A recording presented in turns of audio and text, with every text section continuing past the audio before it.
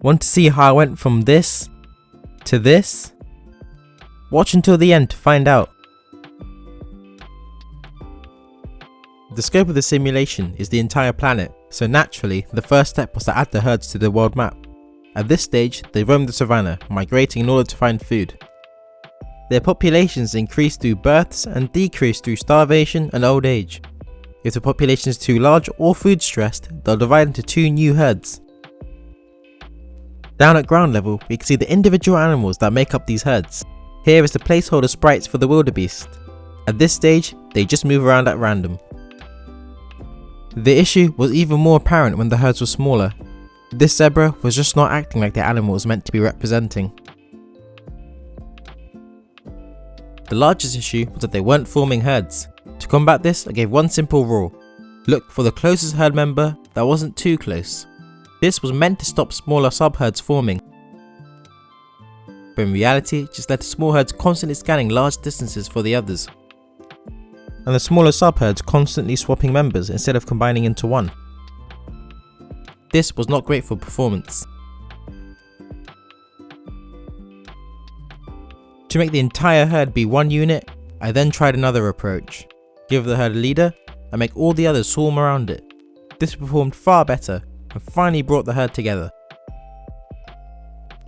To make them more a herd of zebra and less a swarm of bees, I tweaked their behaviour. To that end, I made them stop and start to mimic them stopping to eat.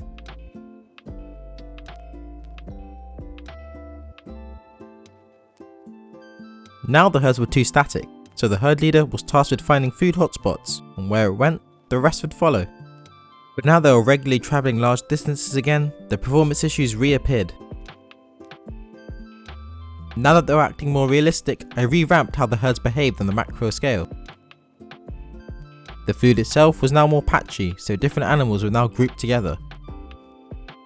Each animal now also specialises in a different niche, though I'll go through that at the end.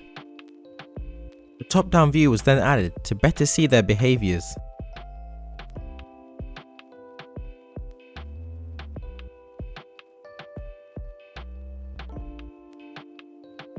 Alongside food, they also need water, which they could obtain from small lakes dotted across the terrain. Now the herds would seek these out too.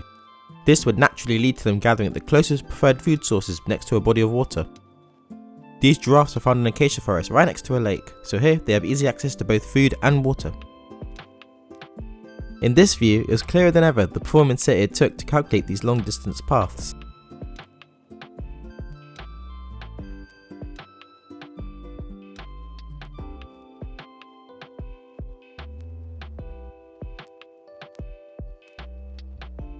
Navigating by biome rather than individual tiles sped this up immensely.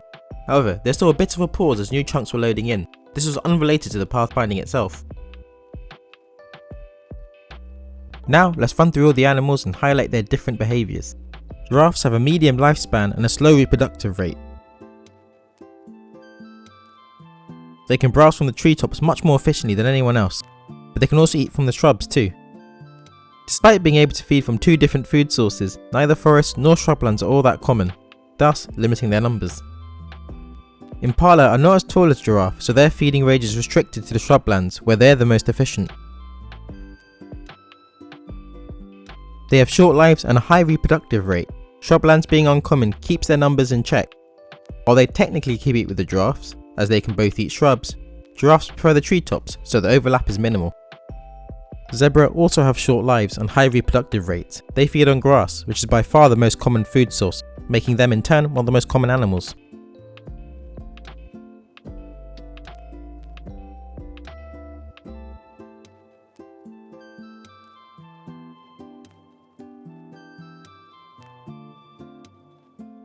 Wildebeest also have short lives, high reproductive rates and feed on grass. Therefore, they're in direct competition with the zebras. Though in reality they occupy slightly different niches, here I had to give them the exact same stats, so one wouldn't outcompete the other. Alongside the zebra, they're the most common animals. Elephants have the longest lives, slowest reproductive rates, and the only ones who should accurately have a group leader. They are the jack of all trades, eating shrubs, grass and from the treetops, though they prefer eating grass. In this way, they technically compete with all the other animals, but their slow reproductive rate, ability to go the longest without food, and having the most flexible diet allows them to coexist. They do, however, require the most food and land area. I found on smaller map sizes, the elephants would almost always die out in a few hundred years. There are still many more behaviours to add for the different species, age group and genders, as well as animations. Though, with the groundwork in place, I decided to save the more complex human and animal behaviours for the next update. If you want to watch the full update to see how the humans and civilizations were improved, you can click here. Thanks for watching, and I hope to see you next time.